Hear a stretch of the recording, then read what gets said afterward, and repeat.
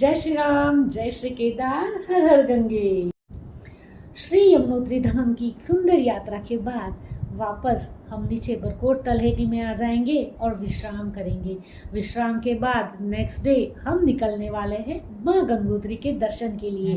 जैसे कि मैंने बताया था, गंगोत्री मैया के दर्शन के लिए पार्किंग से सिर्फ 1 किलोमीटर चलना होता है और सुंदर गंगा मैया का मंदिर हमें दिख जाता है। गंगा मैया की आरती हम अच्छे से करेंगे। शाम को शांति से वहाँ बैठ के हम गंगा स्नान कर सकते हैं और हाँ, मेडिटेशन भी कर सकते हैं। माँ गंगोत्री की पूजा हम कर चुके हैं, आरती हो गई है और मेडिटेशन भी हो गई।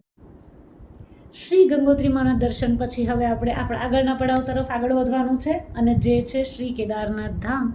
આગળની યાત્રા વિશે આગળના વિડીયોમાં ચોક્કસથી જાણીશું। નેક્સ્ટ વિડીયો જોતા રહો।